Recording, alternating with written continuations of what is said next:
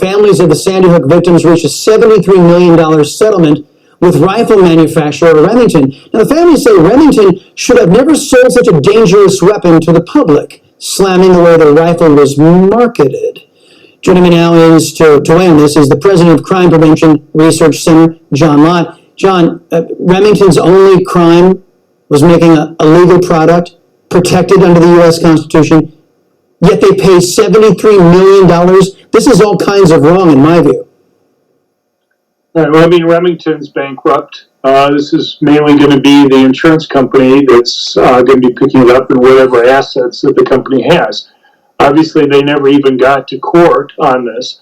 It's been part of the strategy for gun control advocates just to make it have lawsuits that make it costly for these relatively small companies to be able to operate. This was the whole reason why in 2005 they passed some protections against lawsuits. But obviously, the judge in this case, others have found ways around even those protections.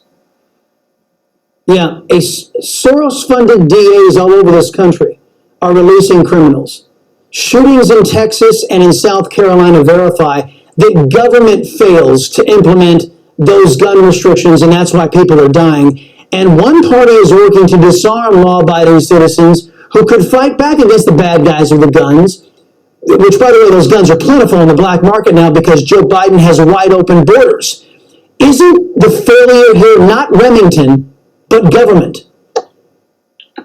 Look, one can go and blame things like the gun-free zones that they had where this shooting took place in Sandy Hook.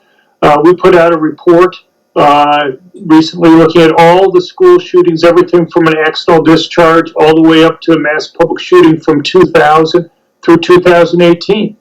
Every single shooting that occurred at a school where anybody was injured or killed occurred in places where teachers and staff weren't allowed to carry. There are 20 states now that allow teachers and staff to be able to go and carry guns to varying degrees.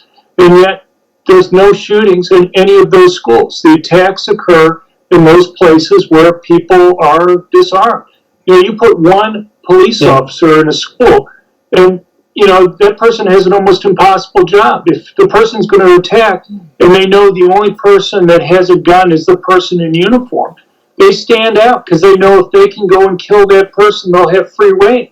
If you have teachers or staff that are carrying concealed, nobody knows what they have. And it makes it safer even for the one police officer that you might have there.